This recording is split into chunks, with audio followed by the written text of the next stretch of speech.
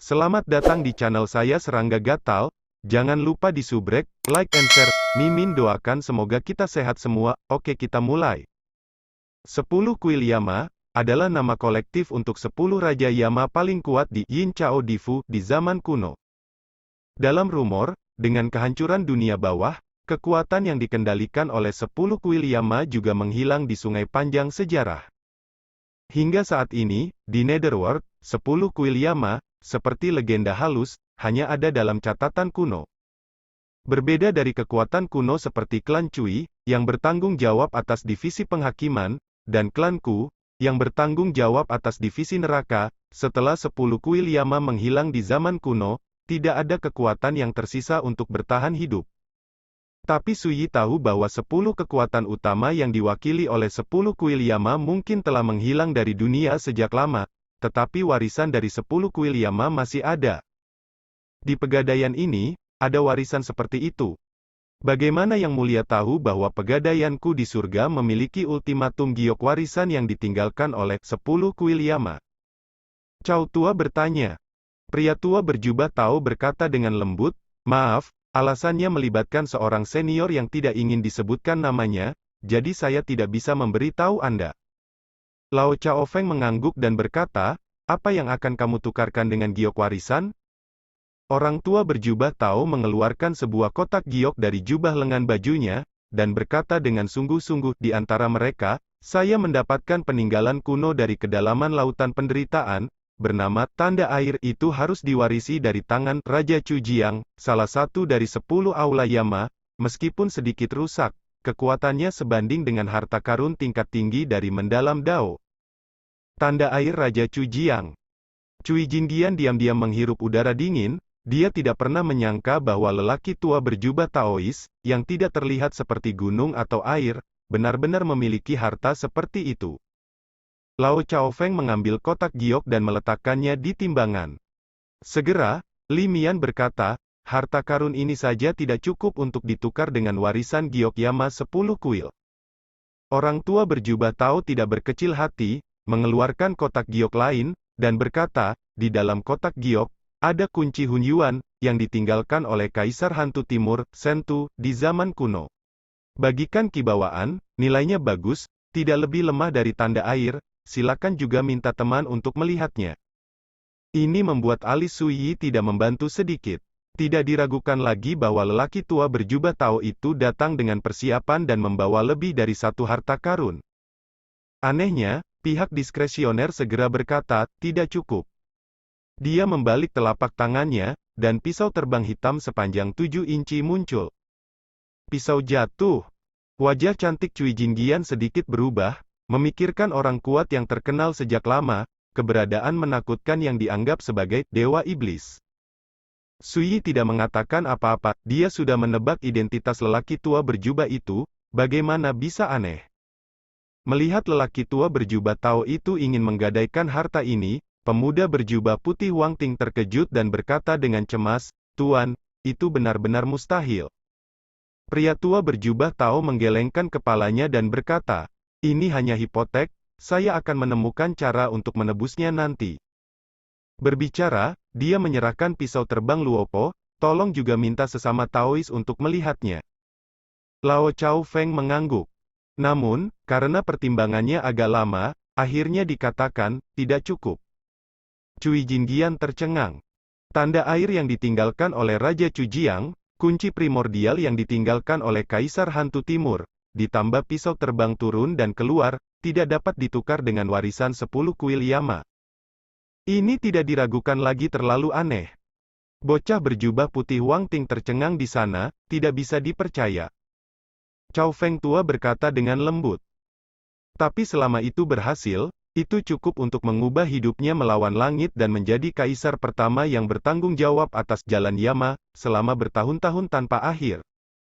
Pada saat itu, bahkan akan ada kesempatan untuk membangun kembali kuil Yama 10 arah dan menghormati kekuatan utama dunia.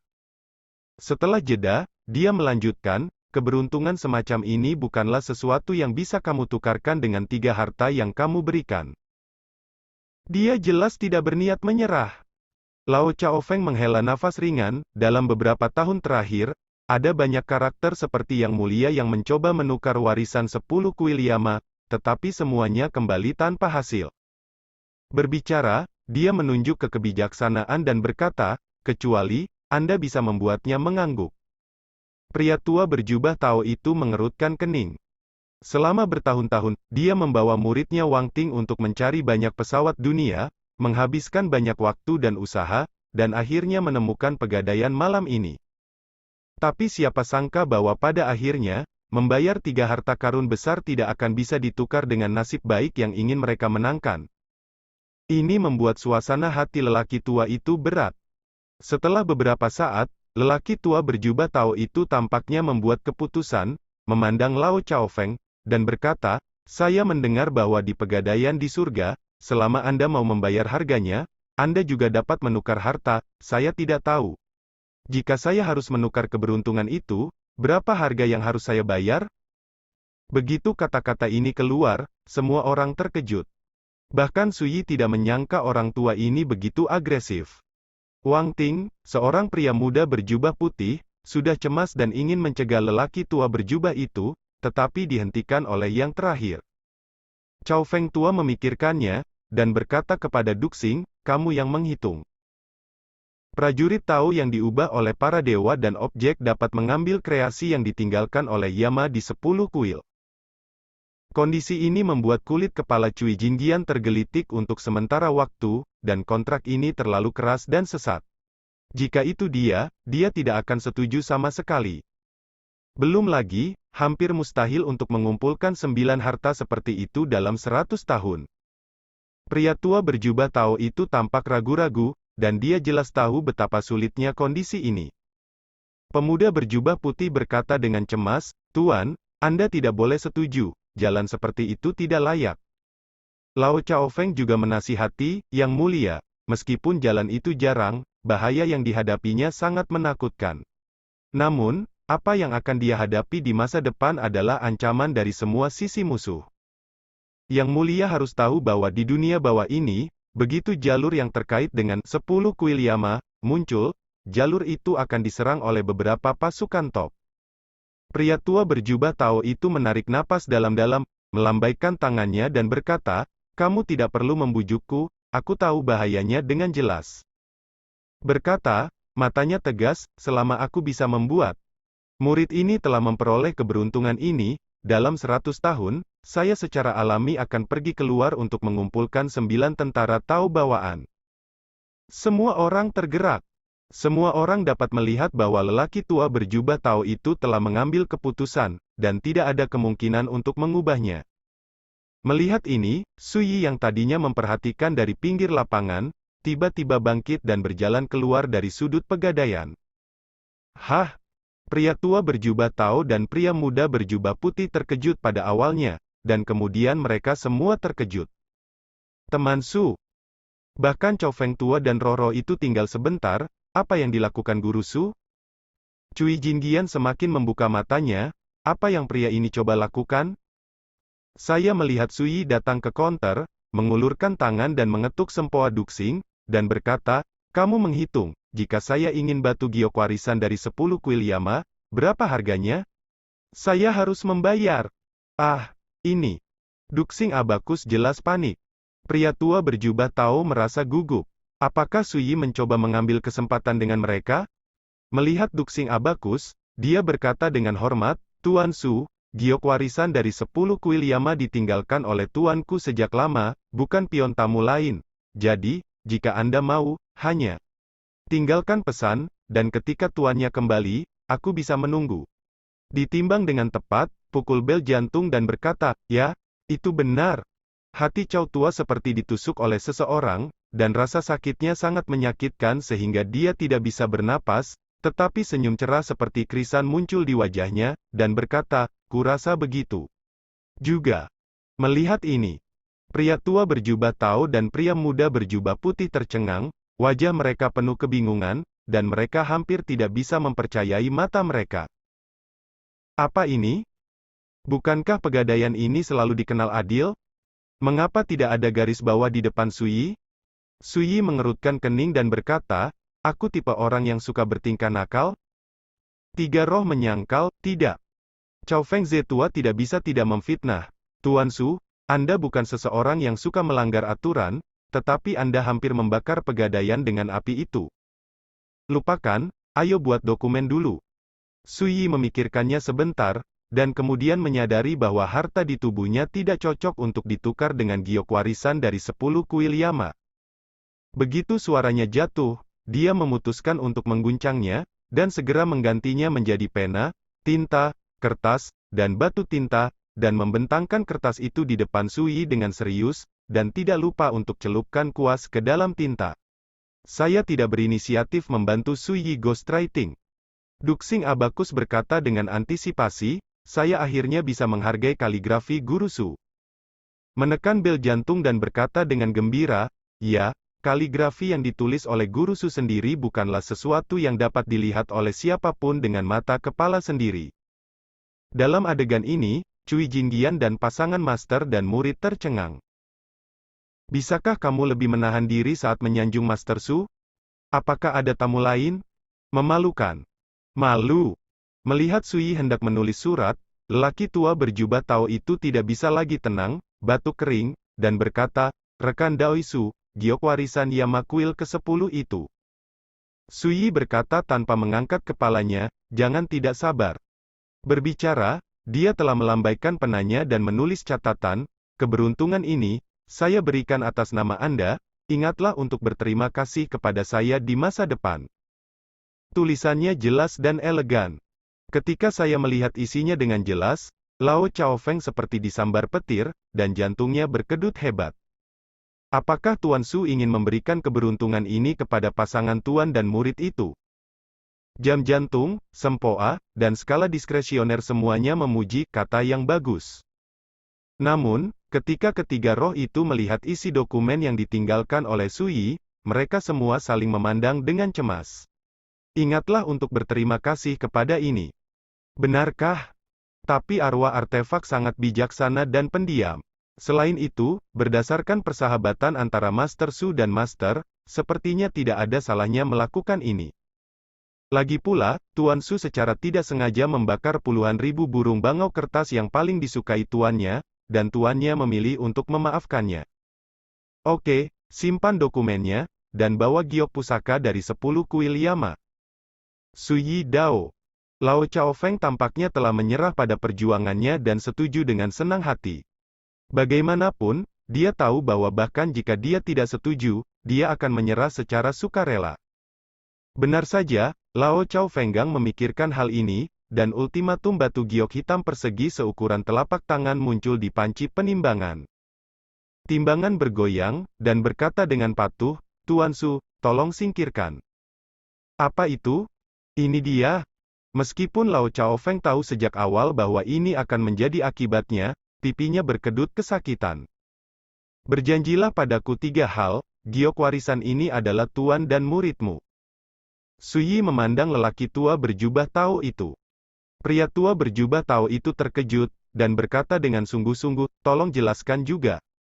Bocah berjubah putih itu sedikit gelisah, jangan-jangan Su Yi membuat tuntutan yang berlebihan. Su Yi berkata, 1.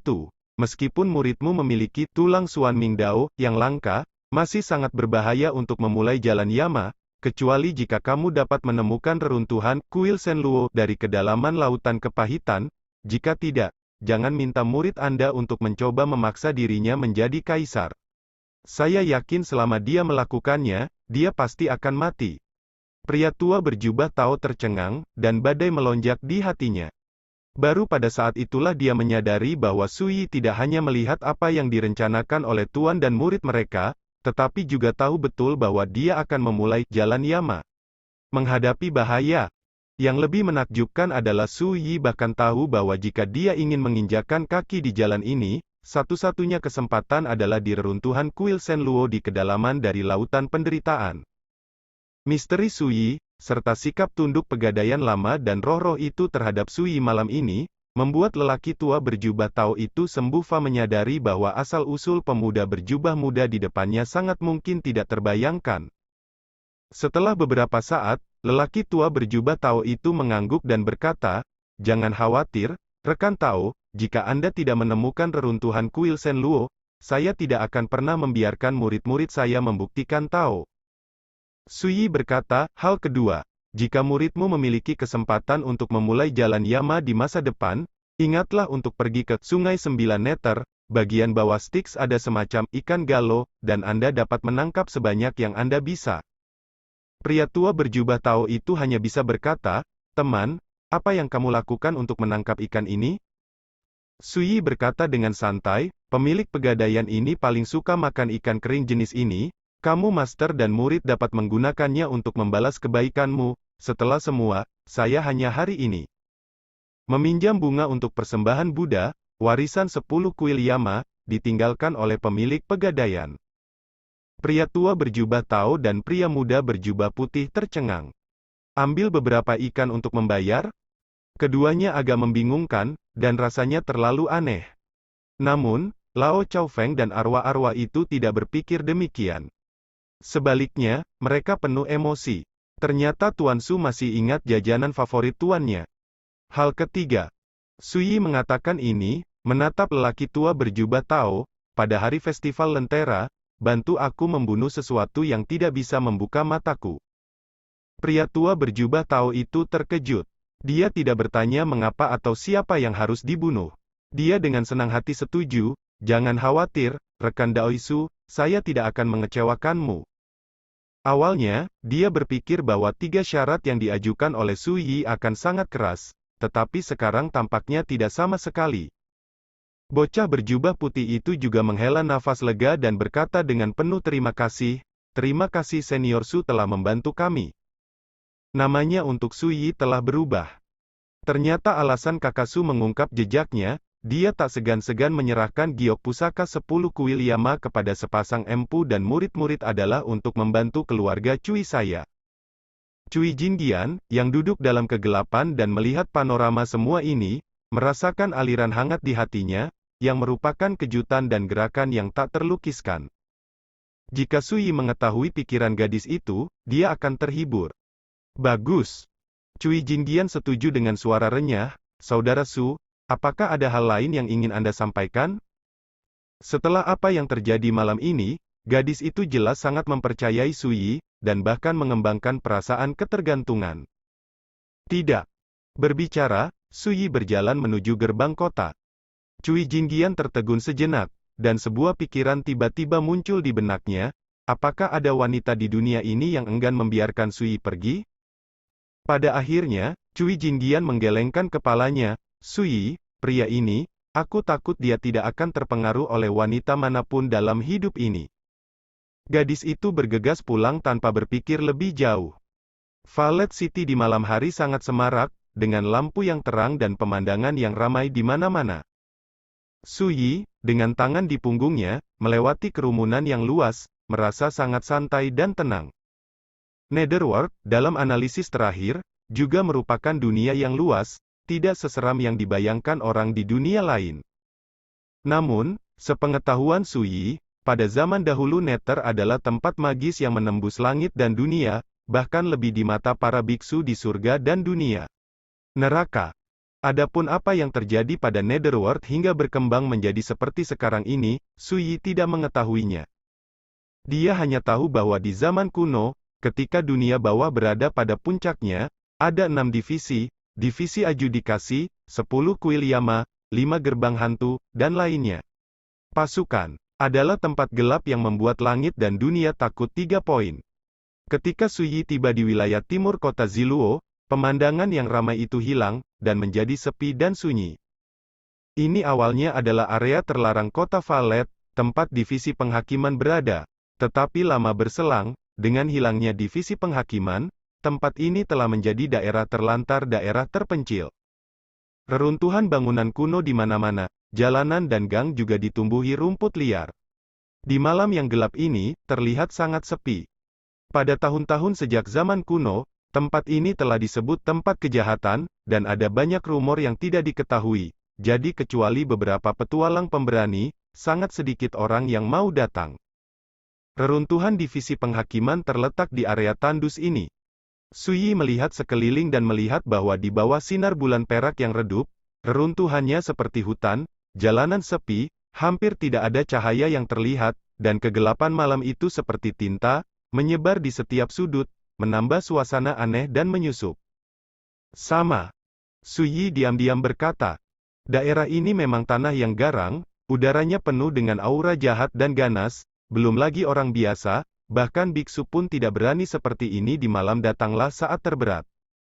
Sambil berpikir, Su Yi telah melangkah ke kedalaman reruntuhan yang diselimuti malam yang gelap, dan sosoknya berangsur-angsur menghilang. Sekian dulu updateannya, tunggu lanjutannya di channel saya Serangga Gatal, di subscribe ya guys. Terima kasih.